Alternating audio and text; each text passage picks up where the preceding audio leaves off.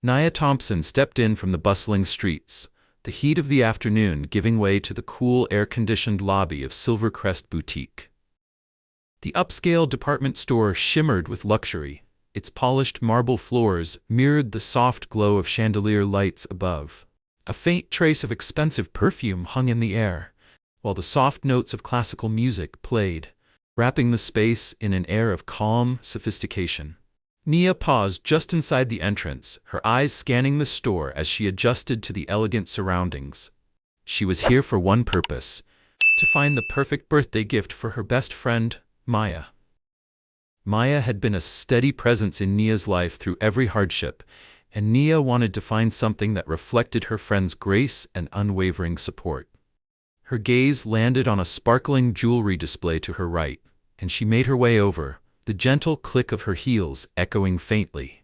The glass cases showcased an array of delicate necklaces and bracelets, each piece gleaming as if alive, bending light into a dazzling display of color. Behind the counter, Melissa Crawford, the store manager, observed the sales floor with her usual sharp-eyed attention. Melissa, a tall woman in her early 40s, prided herself on preserving the boutique's exclusive reputation. She often stationed herself near the registers, believing no detail was too small to overlook. As soon as Nia entered, Melissa's gaze narrowed. There was nothing particularly unusual about her, but something unsettled Melissa. Years of experience had taught her to trust her instincts, even if she couldn't immediately articulate why. She signaled discreetly to Brian Torres, the security guard stationed near the entrance. Brian, a stocky man in his late 20s, had been casually observing the flow of shoppers. He caught Melissa's slight nod and straightened, recognizing the silent cue. Experience had taught him that questioning Melissa's orders only led to unnecessary friction. "Keep an eye on her," Melissa said in a low voice, glancing toward Nia. "I've got a feeling about this one." Brian hesitated. "Her? She looks like she's just shopping." Melissa's lips pressed into a thin line. "They always do before something happens. Just stay sharp." Brian nodded reluctantly. A slight knot formed in his stomach, but he brushed it aside. He shifted his gaze back to Nia, who had wandered to another section of the display. Unaware of the scrutiny, Nia continued browsing, occasionally picking up pieces to admire. A silver bracelet caught her attention, its delicate design elegant and timeless, exactly the kind of gift Maya would adore. As she studied it, tilting the bracelet to catch the light, Nia felt a faint change in the atmosphere around her. Looking up, she found Melissa watching her from across the counter. Their eyes met briefly before Melissa glanced away, rearranging a nearby display as if to disguise her interest. Nia frowned slightly but dismissed the interaction. High-end stores often had vigilant staff. It was nothing new. She moved along the cases, now admiring a row of slender gold necklaces. Lost in thought, she didn't notice Melissa stepping out from behind the counter, subtly making her way closer. A few steps behind her, Brian followed. Nia sensed the presence of someone nearby and glanced up. Melissa now stood just a few feet away, wearing a polite but guarded expression. "Good afternoon," Nia greeted with a small smile, attempting to ease the tension she felt hovering between them. Melissa's smile mirrored hers but lacked warmth. "Good afternoon. Can I help you find something?" Nia shook her head. "I'm just looking for now, thank you. I'm trying to pick out a gift for a friend." Melissa's smile tightened. "Of course. Let me know if you need anything." She lingered, her gaze trailing over Nia longer than necessary before finally retreating. Nia watched her walk away, a subtle unease settling in the pit of her stomach. She tried to shake it off, returning her focus to the jewelry. As she lifted a gold necklace to examine it under the light, Melissa returned to her station behind the counter, her movements sharp and purposeful. She watched Nia closely, her initial curiosity now morphing into suspicion. Something about Nia's calm demeanor felt too smooth, like a well-rehearsed performance. Melissa couldn't pinpoint what made her uneasy, but she was determined to get to the bottom of it. "Brian," Melissa called softly, drawing the security guard's attention once again. Brian shifted his weight uneasily as Melissa's words sank in. "Stay close," she repeated in a hushed tone. "I have a feeling we might need to step in soon." He nodded, positioning himself closer to Nia, his gaze carefully tracking her movements as she browsed. Despite his years on the job, this situation made him uncomfortable. But questioning Melissa was not something he was eager to do. Meanwhile, Nia remained blissfully unaware of the silent eyes following her every step. She ran her fingers lightly over a gold necklace adorned with a small, intricate pendant, appreciating the craftsmanship. As she mentally tallied the price with the sentiment she hoped to express to Maya, she felt a presence behind her. Glancing up, she saw Melissa approaching with a determined, purposeful stride. A subtle wave of unease passed through Nia, her grip tightening slightly around the necklace. "Ma'am, I need you to come with me," Melissa said, her voice crisp and professional. Nia blinked, momentarily caught off guard. "Excuse me?" she replied, trying to keep her tone calm. "Is something wrong?" Melissa's expression remained unreadable, her eyes cold and steady. "I've been observing you for a while," she said plainly. "We have reason to believe you may have taken something from the store." Nia's eyes widened in disbelief. "Taken something?" she echoed. "I haven't taken anything. I'm just browsing, like anyone else." Her voice wavered between confusion and the creeping edge of indignation. Melissa crossed her arms. "We follow strict procedures here at Silvercrest. If you haven't done anything, this will be over quickly. Now, please follow me." Nia's gaze darted around the store, noticing other shoppers turning their heads, eyes filled with curiosity and quiet judgment. Heat rose in her cheeks. Embarrassment tightened her throat as frustration bubbled beneath the surface. "This is ridiculous," Nia said firmly. "I came here to buy a gift. Now you're treating me like a criminal." Melissa's expression remained firm. "We can continue this conversation privately," she said, nodding towards the back of the store. "If you refuse to cooperate, I'll have Brian escort you out." Before Nia could gather her thoughts, Brian stepped up beside Melissa, his large frame quietly imposing. His eyes flickered towards Nia briefly, before dropping in discomfort. "Ma'am," Brian spoke carefully, "it's just a routine check. If you come with us, we can clear this up quickly." His tone was softer than Melissa's, but the uneasiness in his voice betrayed him. Nia's frustration boiled over. "Routine?" she repeated sharply. "I've been shopping. There's nothing routine about this. You're accusing me without any proof." A few heads turned, and Nia could feel the weight of every gaze. Melissa's patience thinned. "Please keep your voice down," she said in a clipped tone. "This isn't a negotiation. You can either cooperate now, or Brian will walk you out." Nia clenched her fists, struggling between the urge to defend herself and the desire to avoid escalating the situation. She looked at Brian, hoping for a flicker of empathy, but his face remained impassive. Taking a deep breath, she straightened her shoulders. "Fine," Nia said through gritted teeth. "But I won't let you search me without a valid reason. I want a witness." Melissa gave a curt nod. "That can be arranged," she replied. Without another word, she led the way toward the back of the store. Brian followed, gesturing subtly for Nia to come along. As they walked, Nia could feel the weight of silent stares pressing down on her. The low murmur of whispers trailed behind, each one adding to the discomfort curling in her stomach. Melissa led them to a small, sterile office tucked away behind the staff area. The room held a plain desk, a pair of chairs, and a filing cabinet locked securely along the wall. The fluorescent light overhead buzzed faintly, making the atmosphere feel colder. "Take a seat," Melissa said, gesturing to one of the chairs. Brian took his position by the door, arms folded, his stance awkward and stiff. Melissa leaned casually against the desk. "I'll need you to empty your pockets and open your bag," she said, her tone devoid of emotion. "The sooner you comply, the faster this will be over." Nia hesitated. Her mind raced. Should she refuse? Call someone? Demand a lawyer? The thought of dragging out this humiliating ordeal twisted painfully in her gut. With a quiet breath, she decided, if only to reclaim a sense of control. Nia complied, her hands trembling slightly as she reached into her pockets. She carefully placed her phone, keys, and a small tube of lip balm on the desk, each item laid out deliberately. Moving to her handbag, she unzipped it and revealed its modest contents: a wallet, notebook, pen, and a pair of sunglasses. Melissa peered into the bag, her eyes scanning it with the same cold scrutiny. Nia felt her frustration simmer as Melissa inspected every item as if expecting evidence of wrongdoing to emerge. At last, Melissa straightened, her expression betraying no surprise or apology. "There's nothing," Nia said, her voice wavering slightly but edged with restrained anger. "I told you. I didn't take anything." Melissa's eyes softened only by a fraction. "Perhaps not," she replied coolly, "but our procedures exist for a reason. If you continue shopping, I'll be keeping a close watch." Nia's jaw tightened as she slid her belongings back into her pockets and bag. "I won't be buying anything from Silvercrest today," she said firmly. "I came to find a gift, not to be treated like a suspect." Melissa raised an eyebrow. "That's your decision. But understand, we take the security of our store seriously." As Nia gathered her things, she turned to Brian, who had remained silent throughout the ordeal. His gaze met hers briefly, and for a flicker of a moment she thought she saw something. Regret, or perhaps shame. But he quickly looked away.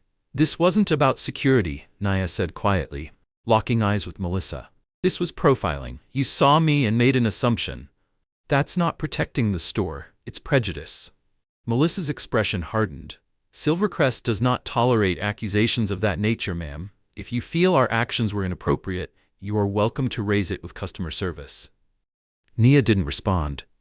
Instead, she turned sharply and left the office, her steps measured but purposeful. Brian opened the door, and she felt his lingering gaze on her back as she exited. Out on the sales floor, the whispers had died down, but the weight of judgment hung in the air. She felt it in every lingering glance from passing shoppers as she made her way to the exit.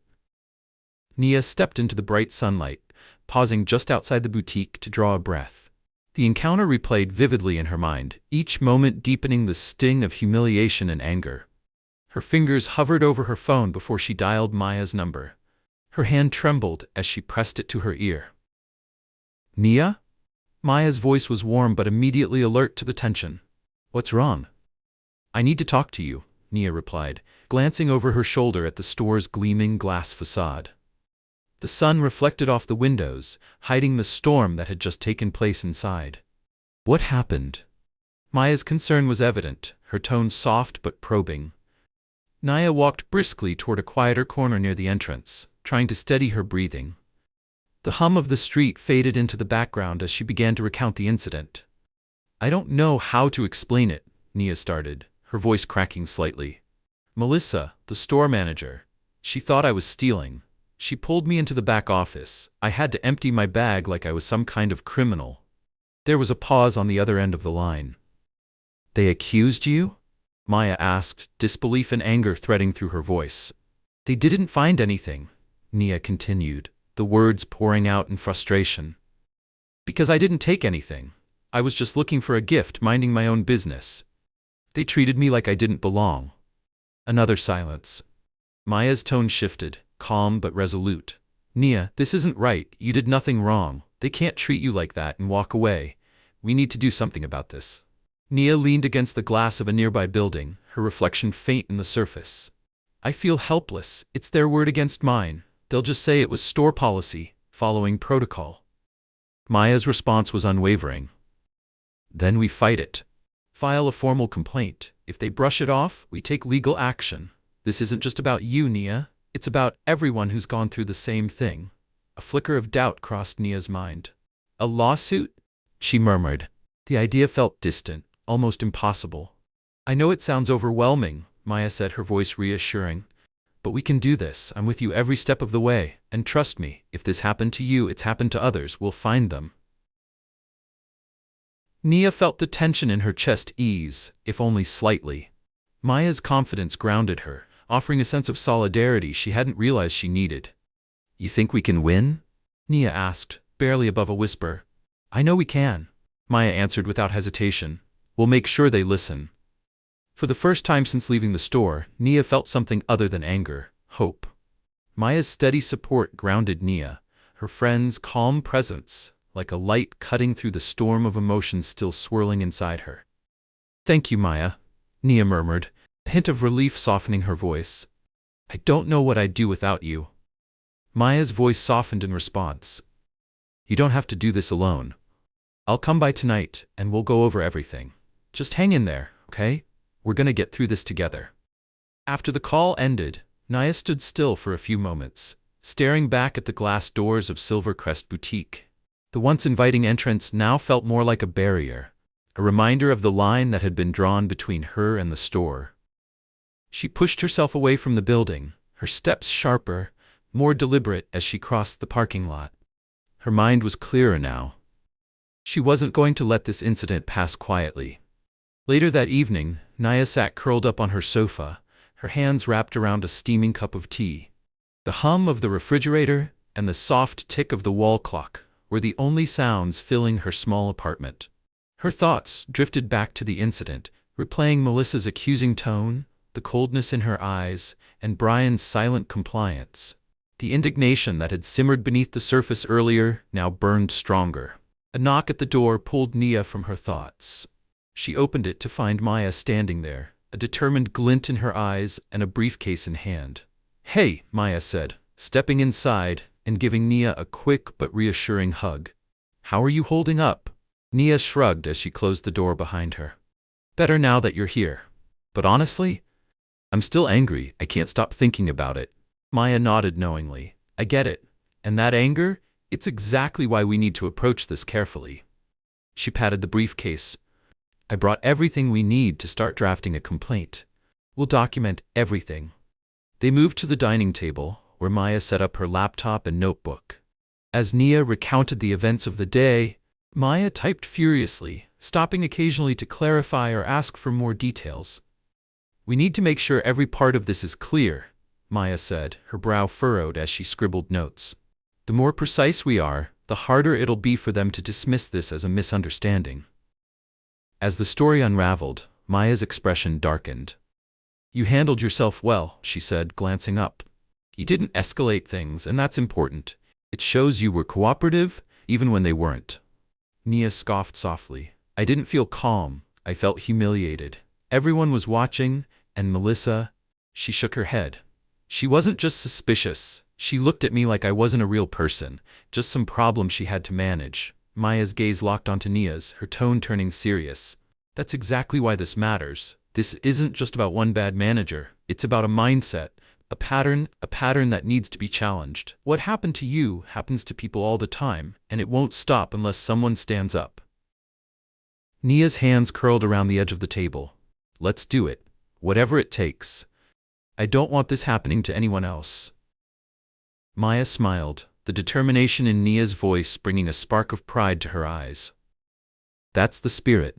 I'll reach out to a few people, colleagues who know their way around this sort of thing, and I'll contact some advocacy groups too. The more voices we have behind this, the stronger we'll be." The hours passed quickly as they built the foundation of their complaint, outlining not just the facts, but also the emotional weight that lingered long after Nia had left the store. By the time they finished, Nia leaned back in her chair, exhausted but steadied by a new sense of direction. "You did great today," Maya said, shutting her laptop and gathering her things. "This isn't easy, but you're handling it with strength. And you're not alone." Nia smiled faintly. "Thanks, Maya. I couldn't have done this without you." Maya wrapped her arms around Nia in a firm but comforting hug. "We're in this together. We're going to make them listen, and make them see what they did was wrong." Nia walked Maya to the door, watching her friend disappear down the hall before closing it softly behind her. She leaned against the wood for a moment, allowing the weight of the day to finally lift, if only slightly. She wasn't alone. She had Maya, and she had a plan. Nia moved to the window, gazing out at the scattered lights of the city. Her reflection stared back at her, faint but steady. She had been humiliated today, but that wouldn't define her. Tomorrow, she would continue the fight, stronger, more determined. She wasn't just standing up for herself, she was standing up for everyone who had been judged unfairly. And with that thought, a quiet calm settled over her. The next morning, Nia sat at her kitchen table, the early sunlight streaming through the window and warming the cup of coffee in front of her. The previous day's events still lingered at the edge of her thoughts, but she felt a stronger sense of purpose now. Her phone buzzed against the wooden table, and she glanced at the screen. A message from Maya. "Call me when you're ready. We'll get started on the next steps." Nia took a deep breath, letting the resolve settle within her. She picked up the phone and dialed. "Hey Maya," Nia said as the call connected. Maya's voice on the other end of the call was bright and steady. "How are you feeling today, Nia?" Nia sighed, rubbing her forehead as she stared down at the cup of coffee in front of her. Still a bit shaken, she admitted. I can't stop thinking about it. The way they looked at me, like I was guilty the second I walked in. I want to do something, Maya. I don't want anyone else to feel the way I did. Maya's tone was reassuring. And we will. I've already started drafting the formal complaint. We'll send it to Silvercrest's corporate office first, but if they don't respond the way they should, we'll take it further. This isn't just about you, Nia. We're pushing for policy change. They need to understand this can't happen again. Hearing Maya's confidence brought Nia a small sense of relief. What can I do to help? She asked. I want to be involved. I don't want to just sit back and let this happen to me. Good, Maya replied with warmth. I was thinking about that. I want you to write a personal statement. Describe exactly what happened, every detail, but also how it made you feel. And be honest. Don't hold back on the emotions. We're going to use your words as part of the formal documentation. Your experience will give this weight, Nia. People will listen to you. Nia nodded, even though Maya couldn't see her. I can do that. I'll start today. Also, Maya added, pausing for a moment, it might help to reach out to some of your friends, see if they've had similar experiences at Silvercrest or any other high-end stores. If we can show this is part of a larger pattern, it strengthens our case. You're right, Nia said, feeling a renewed sense of focus. I'll start asking around. And Maya, thank you for everything. You don't have to thank me. Maya replied softly. You're my best friend. This is what friends do. And besides, this is bigger than just you. We're standing up for everyone who's ever been treated like this. We're in this together. The call ended, and Nia felt a surge of determination. She grabbed her laptop from the coffee table, carrying it to the kitchen, where the sunlight streamed in through the window. She opened a blank document, her fingers hovering over the keyboard for a moment as she gathered her thoughts. Then she began to type. Personal statement of Nia Thompson. Yesterday, I walked into Silvercrest Boutique gift for my best friend. I was excited to find something meaningful, something that could reflect how much I appreciate her. Instead, I was accused of shoplifting. The store manager, Melissa Crawford, said she had been watching me and believed I looked suspicious. She insisted I follow her to the back of the store, where she and a security guard searched my personal belongings. In that moment, I felt humiliated. I felt small. My dignity was stripped away in front of strangers who whispered and stared. I kept asking myself, why me? What did I do wrong? But the truth is, it wasn't about what I did. It was about who I am and what I look like. They didn't see Nia Thompson, a marketing professional, a daughter, a friend. They saw a threat. This experience wasn't just hurtful. It was frightening. It reminded me how easily my humanity can be disregarded by nothing more than an assumption. I felt powerless. But I refuse to let this define me. I'm choosing to speak up because this isn't just about me. It's about challenging a culture that allows people to be judged by their appearance. I want Silvercrest to understand the impact of their actions. I want them to know that what they did was wrong, and I want their policies to change so that no one else has to feel the way I felt. Nia sat back, reading over her words. They felt raw, but honest, real. She saved the document and sent it to Maya. Then, with a deep breath, she scrolled through her contacts and began reaching out to friends. By early afternoon, Nia had spoken to 3 of them. One friend, Jade, mentioned a similar incident where she felt like she was being followed around the store, but had never been directly confronted. Another friend, Alyssa, said she had stopped shopping at places like Silvercrest altogether. They don't say it outright, Alyssa said over the phone, her voice heavy with frustration. But you can feel it, the way they watch you, the way they don't offer to help unless you're looking at the most expensive items. It's subtle, but it's there.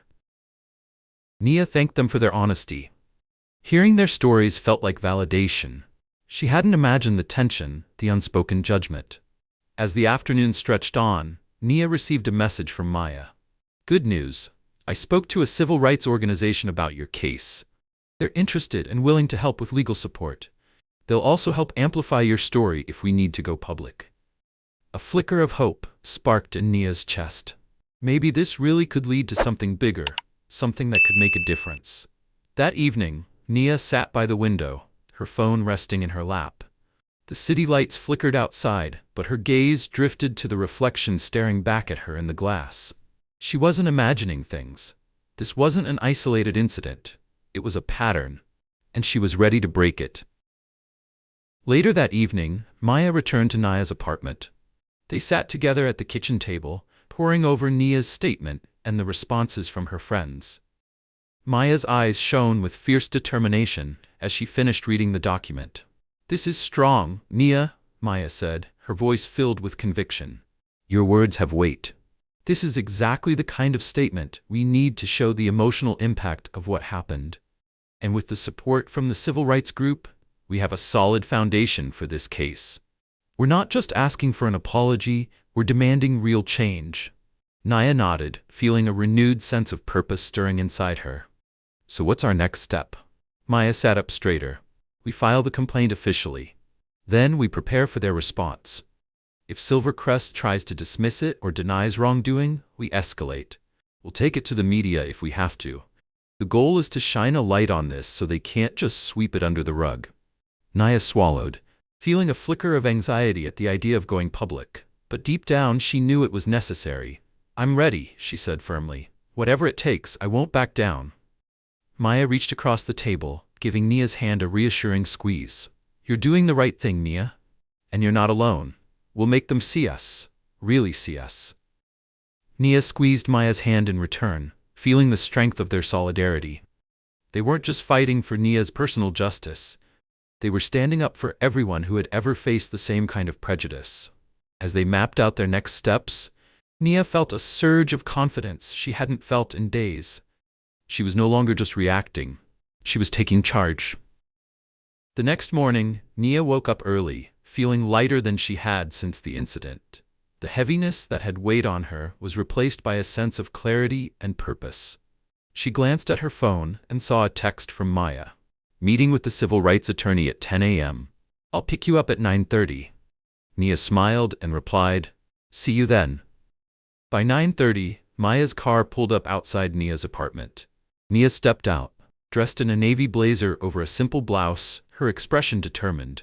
Maya greeted her with a warm smile as Nia slid into the passenger seat. "Ready?" Maya asked as she pulled away from the curb. "As ready as I'll ever be," Nia replied, adjusting her bag on her lap. "Do you think the attorney will take the case?" Maya nodded confidently. "Danielle Brooks is one of the best. She's known for handling high-profile discrimination cases. If anyone can help us, it's her." The car ride to the downtown office was filled with quiet discussions about their approach. Maya helped Nia rehearse what to say, ensuring she felt prepared for whatever questions might come up. When they arrived, the building was modest but professional, tucked away in the heart of the city. They rode the elevator to the second floor, where the offices of the civil rights organization were located. A woman in her late 40s with short, curly hair greeted them in the reception area. Her warm smile and poised demeanor immediately put Nia at ease. "Nia, Maya," the woman said, extending her hand. "I'm Danielle Brooks. Thank you for coming in." "It's a pleasure to meet you," Nia said, shaking Danielle's hand. "Come with me," Danielle said, guiding them down the hallway into a well-lit meeting room. A table was already set with folders and legal documents. She gestured for them to sit. "I've reviewed the initial complaint Maya sent over," Danielle began, taking a seat across from them. "First, I just want to say, I'm sorry for what you experienced, Nia. No one should ever be treated that way, especially in a place meant to welcome customers. I believe you have a strong case here. Racial profiling is not only unacceptable, but it's something we need to challenge head-on whenever it happens." A rush of relief washed over Nia at Danielle's words. "Thank you," Nia replied softly. "It's hard to believe that someone would just look at me and assume the worst." Danielle nodded with understanding. "Unfortunately, it's something far too many people face. Our goal is to hold Silvercrest accountable for their actions. We'll start by filing the formal complaint directly with their corporate office. I'll help draft the legal documents today." Maya leaned forward, her voice firm. "And if they refuse to take responsibility?" Danielle's eyes glinted with determination. "If they refuse, we escalate. We'll file a lawsuit for racial discrimination and profiling, and if necessary, we involve the press. Companies like Silvercrest are very protective of their public image. The potential for negative press often motivates them to take action. Danielle glanced at Nia. I've already spoken to a few journalists who focus on civil rights and social justice. They're interested in your story, Nia. If Silvercrest doesn't respond appropriately, we'll make sure your voice is heard. Nia felt a mix of nerves and resolve. The thought of her story going public felt daunting, but she knew it was the right thing to do. I'm ready, Nia said, sitting up straighter. I want to make sure this doesn't happen to anyone else. Danielle gave her an approving nod. Good. We'll work together on this. I'll keep you updated on any responses we receive. In the meantime, if you think of any other details, or if anyone else comes forward with similar experiences, let me know. Every bit helps build our case. The meeting continued as Danielle walked them through the process of filing the formal complaint. By the time they left the office, Nia felt more empowered than she had in days. As Maya drove them back toward Nia's apartment, she glanced over. You did great today. I could tell Danielle believed in this case. Nia smiled faintly. I feel like we're finally moving forward. This is bigger than me now. It is, Maya agreed. But it started with you. You're taking a stand. And that's powerful. Nia looked out at the passing city, her resolve hardening. The fight wasn't over, but she was ready to see it through. Danielle nodded approvingly. Good. We'll tackle this together. I'll keep both of you updated on any responses we get from Silvercrest's corporate office. In the meantime, if anything else comes to mind, any detail at all, let me know. Every piece of information strengthens our case. For the next hour, Danielle, Nia, and Maya meticulously combed through the formal complaint, refining the language and outlining their specific demands. Nia's personal statement took center stage, bolstered by the testimonies from her friends who had faced similar treatment.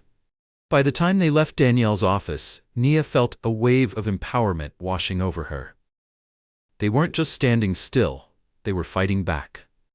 The following week was a whirlwind.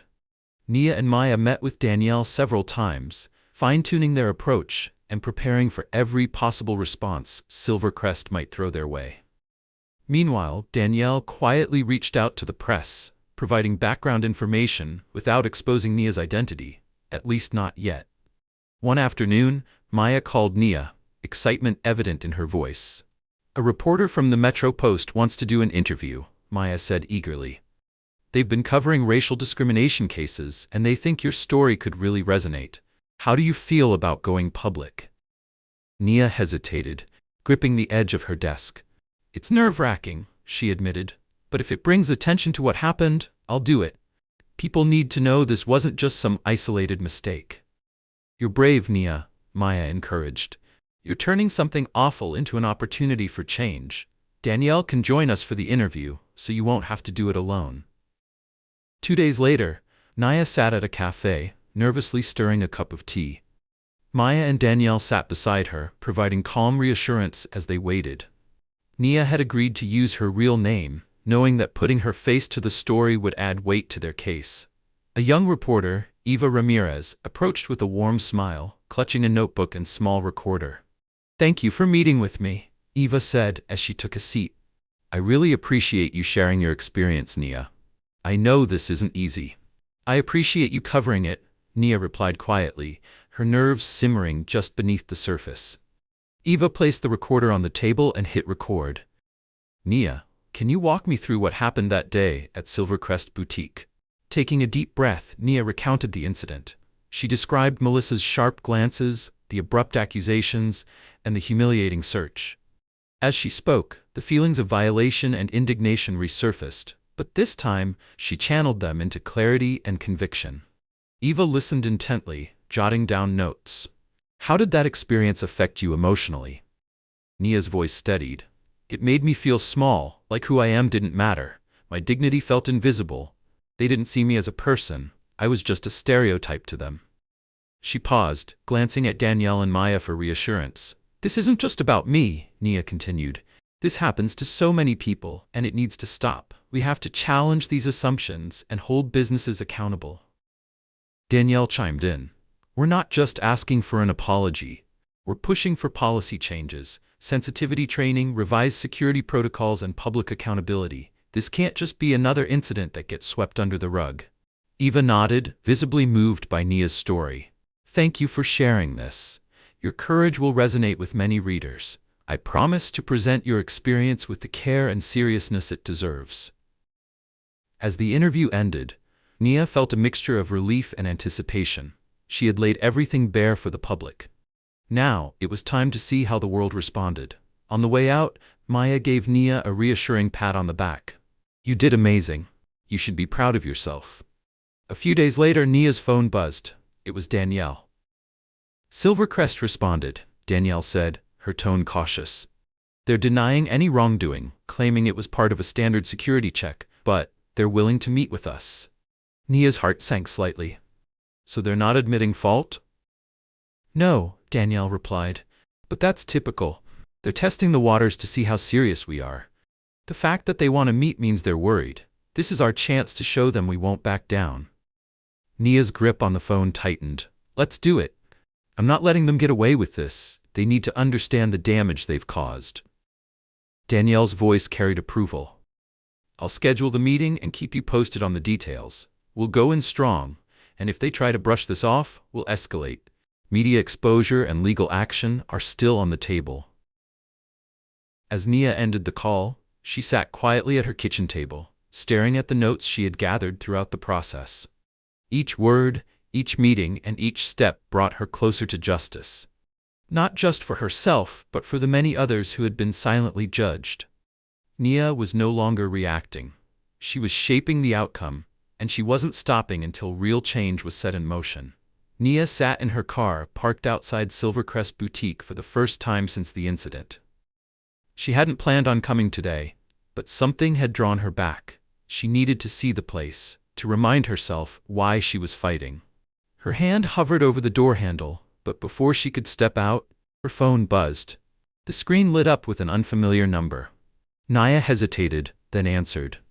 Hello? There was a brief pause before a familiar, nervous voice filled the line. Nia, it's Brian Torres. I'm the security guard from Silvercrest. Nia's breath caught. She hadn't expected to hear from him. Brian? Her voice hardened slightly. Why are you calling me? I know this is out of the blue, Brian said hesitantly. I got your number from a colleague. I wanted to talk. Can we meet? I feel like I owe you an apology. Nia was silent for a moment, struggling to process his words. An apology? After everything? I just want to explain, Brian continued quickly, sensing her hesitation. I feel terrible about what happened. I didn't want to do it, but I need you to understand. There was a sincerity in his voice that Nia hadn't expected. She knew that weight, the feeling of regret, the need to make something right. Okay, Nia said, surprising even herself. I'm outside Silvercrest right now. Can you meet me here? Yes, I'm on break. I'll be right out. Nia ended the call and stepped out of her car, leaning against the hood as she watched the entrance. A few minutes later, Brian appeared, scanning the area until his eyes locked on hers. He walked toward her, his steps cautious. He was in his late 20s, dark hair neatly cropped, and the black and white of his security uniform stood in stark contrast to the brightness of the street. Nia, he greeted quietly as he approached. Thank you for meeting me. I know you didn't have to. Nia crossed her arms, keeping her distance. I'm here. What do you want to say? Brian glanced around, as if making sure no one was watching. His shoulders sagged slightly. I'm really sorry for what happened that day, he began. I know that probably doesn't mean much, but I didn't want to do it. Melissa, she gave me a direct order. I was afraid if I said no, I'd lose my job. Nia's gaze sharpened. So you just did it anyway, even though you knew it was wrong? Brian looked down at his feet. Yes, he admitted, the shame evident in his tone. I know that's not an excuse. I could have spoken up, but I didn't. I've been thinking about it ever since. Nia's emotions twisted, anger, sympathy, frustration. She had blamed Melissa for everything, but she had barely considered Brian's role. Why now? Nia asked, narrowing her eyes. Why are you telling me this today and not when it happened? Brian let out a breath, rubbing the back of his neck. Because I was scared, he said honestly. I've seen how Melissa operates. She has connections. People who speak out against her don't last long. I have family to support, but that doesn't make it right. I can't keep quiet about it anymore. I needed you to hear it from me. I'm sorry, Nia. Nia studied him for a long moment, his eyes held regret, deep and genuine. She recognized that feeling, the weight of having let someone down. I hear you, Nia finally said, her voice softening slightly. But this isn't just about you or me. It's about the system that lets things like this happen in the first place. I know, Brian said, nodding. And that's why I want to help. If you're filing a complaint, or if this goes to court, I'll testify. I'll tell them the truth, that Melissa made the call and that I didn't see you do anything wrong. Nia's chest tightened. His testimony could change everything. More than just supporting her case, it showed that even those within the system wanted change. All right, Nia said slowly. If you're willing to testify, I'll let my lawyer know. We're meeting with Silvercrest's management soon. If we need you, I'll reach out. Brian's expression relaxed, relief washing over his face. Thank you, Nia. I know I messed up, but I want to make this right. I'll do whatever I can. I appreciate that, Nia replied. But remember, this is about more than just an apology. We're trying to make sure this doesn't happen to anyone else. Be ready for that. Brian gave a small, determined nod. I will. I'm ready. As Brian turned and headed back inside, Nia stood still, watching him disappear into the store. The anger she had carried for days hadn't completely faded, but for the first time she felt something new, hope.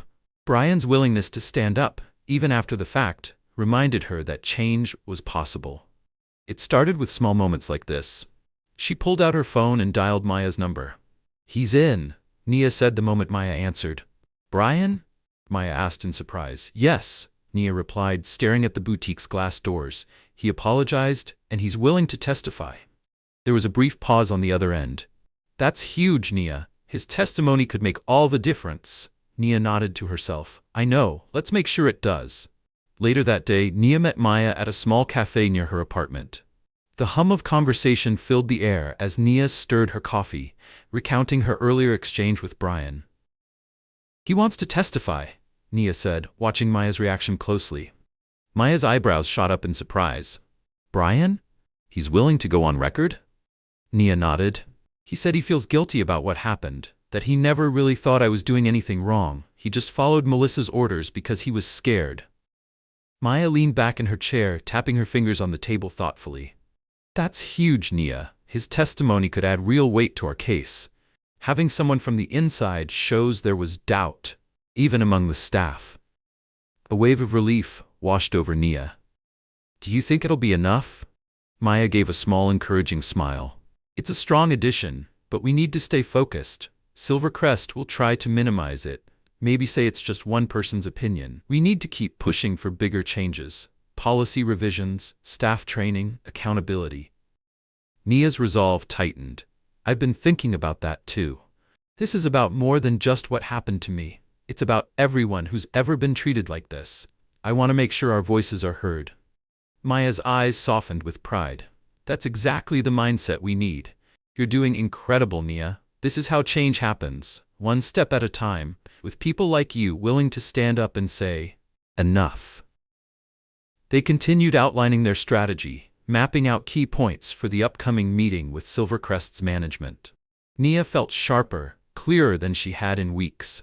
This wasn't just about getting justice for herself anymore. It was about pushing for something bigger. As they wrapped up, Nia's phone buzzed with a message. It was from Danielle. Meeting with Silvercrest's corporate team scheduled for Friday at 2 p.m. Let's be ready. Nia handed the phone to Maya, who read the message and nodded. This is it, Nia said firmly. Let's make them see us. Really see us. Nia left the cafe feeling lighter, but also more determined. The road ahead wasn't going to be easy, but with Maya, Danielle, and now Brian on her side, she felt ready to face whatever came next. Friday afternoon.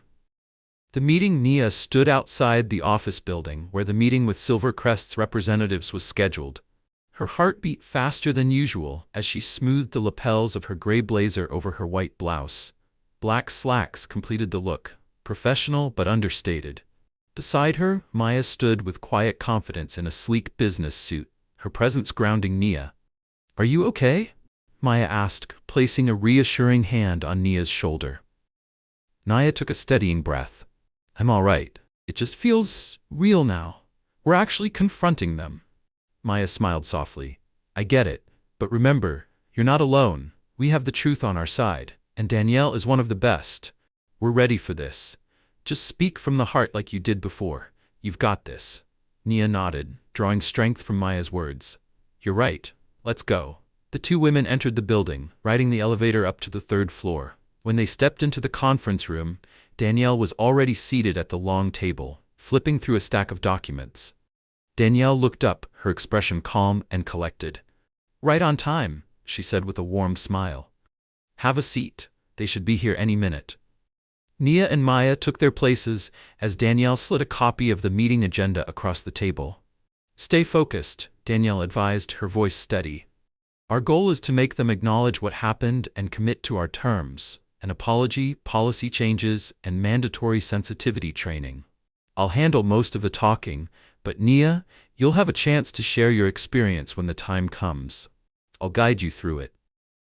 Nia nodded, feeling more grounded with each passing minute.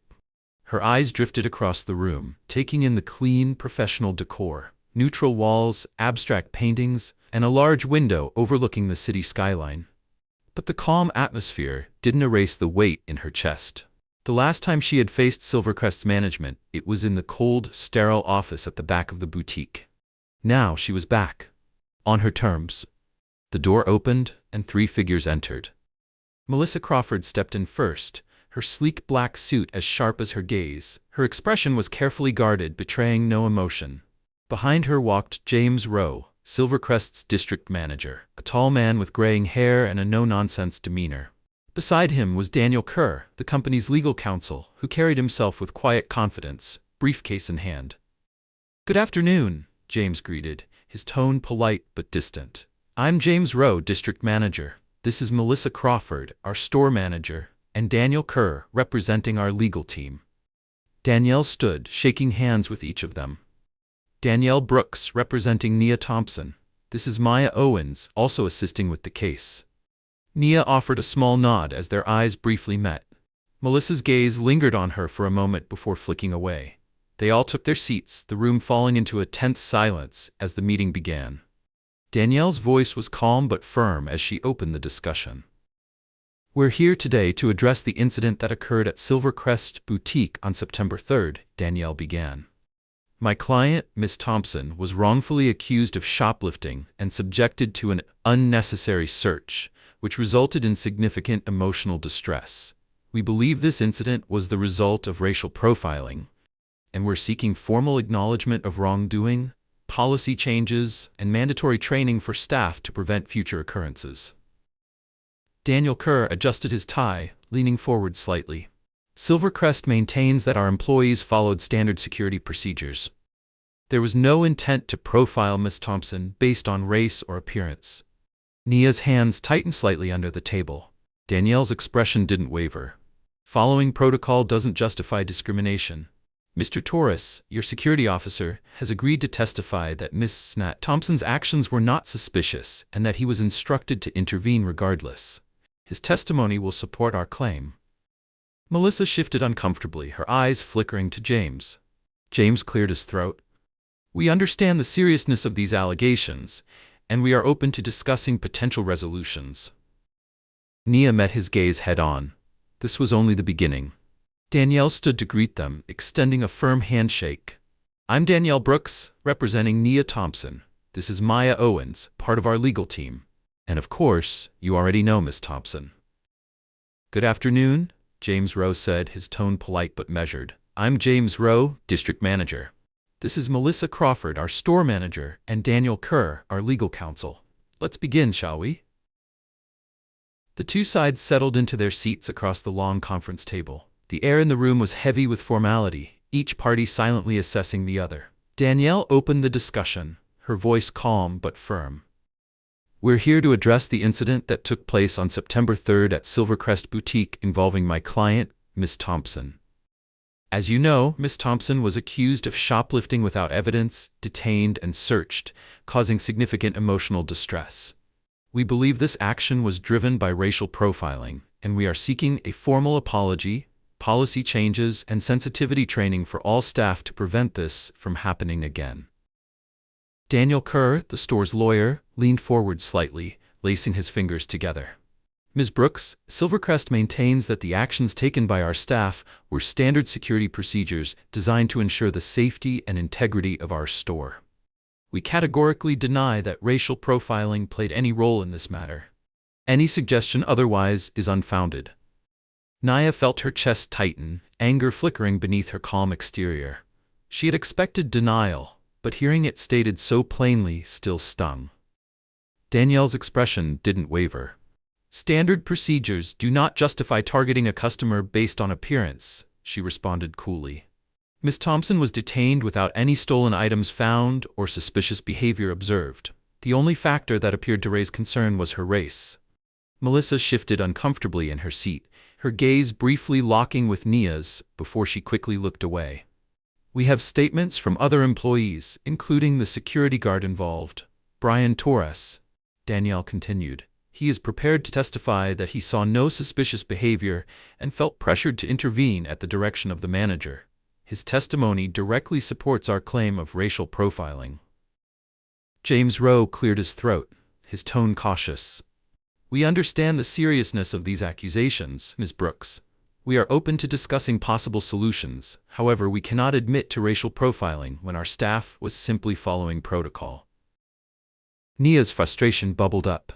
She could see the careful dance of avoiding responsibility. It was time to speak.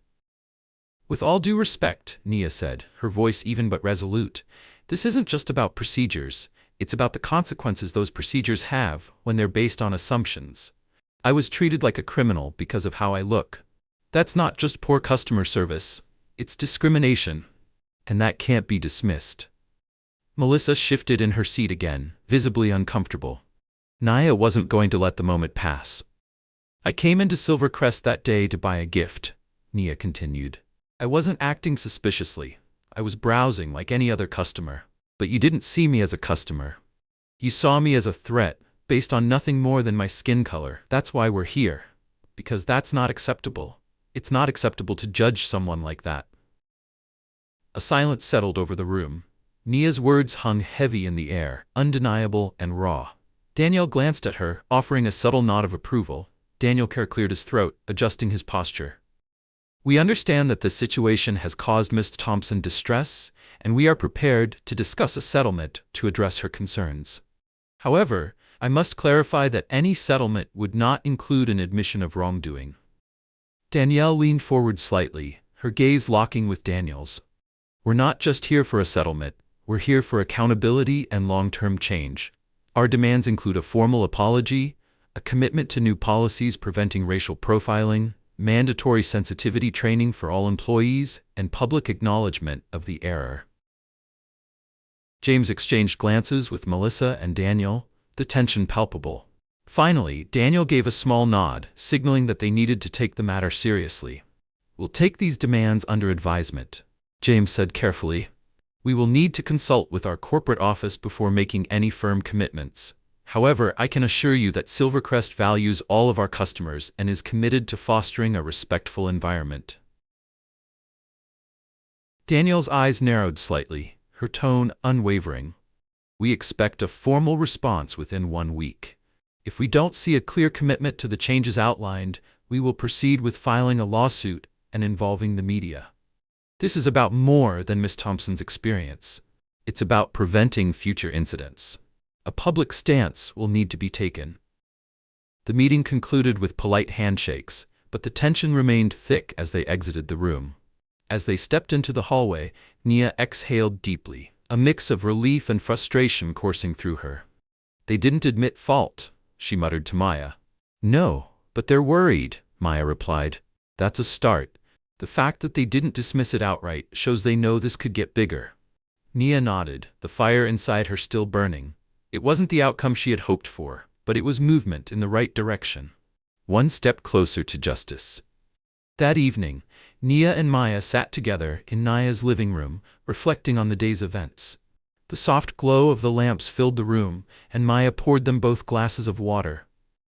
How are you feeling? Maya asked, passing Nia a glass. Nia leaned back into the couch, sighing. Tired, but hopeful. I think they listened, at least I hope they did. Maya nodded, offering an encouraging smile. You were incredible today, Nia. You stood your ground and spoke your truth. I could see it on their faces. They know they can't brush this aside.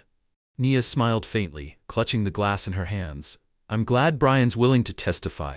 It makes a difference, but part of me wishes Silvercrest would just admit they were wrong. They will, Maya said, squeezing Nia's hand gently. We'll keep pushing until they have no choice. And even if they never say the words, we'll make sure they change. That's what matters. Nia nodded, the weight of the day settling over her like a blanket. Yeah, you're right. This isn't just about words, it's about action. We'll keep going, won't we? Maya smiled softly. Always. You're not in this alone.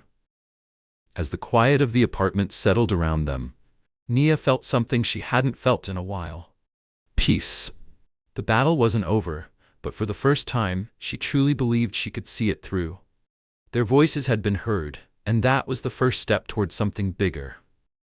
A week passed since the tense meeting with Silvercrest's leadership, and the weight of waiting began to wear on Nia. Every day she checked her phone and email, hoping for news from Danielle. The silence gnawed at her, making it difficult to focus on much else. Maya checked in regularly, and while her presence helped, Nia couldn't shake the underlying anxiety. She had faced Melissa, the district manager, and the corporate lawyer, laying bare her experiences and demanding change. Now, all she could do was wait and see if it had made a difference. One morning, as Nia prepared for the day, her phone buzzed on the kitchen counter. She glanced down and saw Danielle's name flashing on the screen. Her heart skipped. With trembling hands she answered. Danielle? Good morning, Nia, Danielle said, her tone calm but warm. I have news. Nia's breath hitched. What did they say? Danielle's voice softened. They've agreed to meet all of our demands. Nia froze. All of them? Yes, Silvercrest will issue a formal public apology for the incident. They're also committing to mandatory sensitivity training for all employees, effective immediately. Their security protocols will be revised to ensure customers are treated with dignity and respect, regardless of appearance. Nia felt her chest tighten with relief, tears pricking her eyes. She exhaled slowly, the weight she had been carrying finally lifting. They agreed to all of it, Danielle confirmed. They know this incident has drawn media attention, and the risk of legal action was too great to ignore. They want to address the issue publicly at a press conference tomorrow, and they're asking if you'll be there. Nia pressed her fingers to her temple, trying to process it all. They want me there? They do, Danielle said gently. They want to acknowledge your courage and use this as a chance to show they're serious about changing. It's your call, Nia. You don't have to say anything, but if you want to speak, you'll have the opportunity. Tears welled in Nia's eyes as she nodded, even though Danielle couldn't see her. I want to speak. I want to make sure they understand why this matters. Absolutely, Danielle agreed. I'll send you the details. Take tonight to prepare. Maya and I will be there with you tomorrow to make sure everything goes smoothly. As Nia ended the call, she set her phone down and stood quietly, the magnitude of what had happened sinking in. This was it. The next afternoon, Nia stood in front of Silvercrest Boutique, the place where everything had started. A podium had been set up just outside the entrance, surrounded by reporters, cameras, and a growing crowd of onlookers. The store's banner hung overhead, its sleek logo almost apologetic in the bright afternoon sun. Maya stood by her side, resting a hand gently on Nia's shoulder. How are you feeling? Nia took a deep breath. Nervous. I've never done anything like this before. Maya smiled reassuringly. You're gonna be amazing. Just speak from the heart. Danielle approached, holding a folder of prepared notes. Nia, the CEO will open with a statement, and then you'll have a chance to speak if you're comfortable. No pressure. Just do what feels right. Nia nodded, clutching the edges of her blazer to keep her hands steady. A few moments later, the store's CEO, Michael Hayes, stepped up to the podium. His suit was immaculate, but his expression was serious. The cameras began flashing as he adjusted the microphone. Good afternoon, Michael began, addressing the crowd. My name is Michael Hayes, CEO of Silvercrest Boutique. I want to start by addressing the incident that occurred on September 3rd involving Nia Thompson. Ms. Thompson was wrongfully accused of shoplifting and subjected to an unjustified search which resulted in distress and humiliation. This was a failure on our part, and I want to personally apologize for the harm it caused. Maya squeezed Nia's hand. At Silvercrest, we strive to create an inclusive and respectful environment for all customers. Unfortunately, our actions that day reflected unconscious biases that have no place in our stores, Michael continued. To ensure this never happens again, we are implementing mandatory sensitivity training for all staff, revising our security protocols, and working closely with organizations dedicated to promoting racial equity. Michael turned to Nia, his gaze sincere. Miss Thompson, on behalf of Silvercrest, I apologize deeply. Your bravery in speaking out has prompted necessary reflection and change. Thank you for holding us accountable. The crowd murmured softly as Michael stepped aside, gesturing for Nia to take the podium. Nia inhaled slowly, stepping forward. The crowd and cameras were intimidating, but she steadied herself. Thank you, she began, her voice calm but emotional. I came to Silvercrest that day to shop for a gift. Instead, I was treated like a suspect. I was judged, not for what I did, but for how I looked. That experience left me feeling invisible and humiliated. She paused, gathering her thoughts. This is about more than me. It's about challenging the biases that lead to moments like that. It's about making sure no one else feels like their dignity can be disregarded so easily. I believe change is possible, and today is proof of that. As she stepped back, the crowd erupted into applause. Before Nia stepped forward, Maya squeezed her hand. You'll be great. Just speak from the heart, like you always do. This is your moment. Danielle approached, holding a folder with notes. Nia, Michael Hayes, the CEO of Silvercrest, will start with the company's apology. After that, you'll have the floor. You don't have to say anything you're not comfortable with. Just be yourself. Nia nodded, feeling the weight of gratitude for the people around her. Thank you, both of you. I couldn't have done this without you. Danielle smiled warmly. We're in this together. Let's make a difference. A few minutes later, Michael Hayes stepped up to the podium, his expression serious. The cameras flashed, capturing every movement as he adjusted the microphone. Good afternoon, Michael began, his voice projecting clearly over the quiet crowd. My name is Michael Hayes, CEO of Silvercrest Boutique. I want to start by addressing the incident that occurred on September 3rd, involving Nia Thompson. Miss Thompson was wrongfully accused of shoplifting, detained, and subjected to an unjustified search. This was a serious mistake that caused Miss Thompson unnecessary distress and humiliation. Michael paused, letting his words resonate. At Silvercrest, we take these matters very seriously. We are committed to fostering an environment where every customer is treated with dignity and respect, regardless of their appearance. We recognize that our actions were wrong and that unconscious biases influenced our behavior. This has no place in our stores. Nia listened carefully, feeling the weight of each word. The apology was sincere, but it didn't erase the memory of what had happened. Still, it was a step toward something better. As part of our commitment to change, Michael continued, we will be implementing mandatory sensitivity training for all employees, effective immediately. We will also revise our security protocols to ensure incidents like this do not happen in the future. Additionally, we will collaborate with organizations dedicated to promoting racial equity to make certain that our policies reflect the values we stand for. Michael then turned to Nia, his expression sincere. Miss Thompson, on behalf of Silvercrest, I extend my deepest apologies. Your courage in speaking out has prompted necessary reflection and action within our company. Thank you for holding us accountable and helping us grow. A murmur of agreement passed through the crowd. Michael stepped aside, gesturing for Nia to take the podium. Nia's heart pounded as she approached, the silence around her heavy with anticipation. Cameras turned toward her, and every eye seemed to lock on her as she stood in front of the microphone. She took a deep breath. Thank you, Nia began, her voice steady but filled with emotion. Thank you, Mr. Hayes, for your apology and for your commitment to change. I walked into Silvercrest that day to buy a gift. I wanted to celebrate a friend. Instead, I was treated like a suspect. I wasn't judged by my actions, but by my appearance. She paused, gathering her thoughts as the crowd listened intently. That kind of judgment, racial profiling, is not just hurtful. It diminishes people. It strips away dignity. And it has to stop. Nia met the eyes of the reporters and the Silvercrest representatives in the crowd. I didn't want to be standing here today because of what happened, but I'm standing here because I believe in change. I believe in the power of speaking up and saying, this isn't right. And I believe that together, we can challenge the biases that lead to incidents like mine.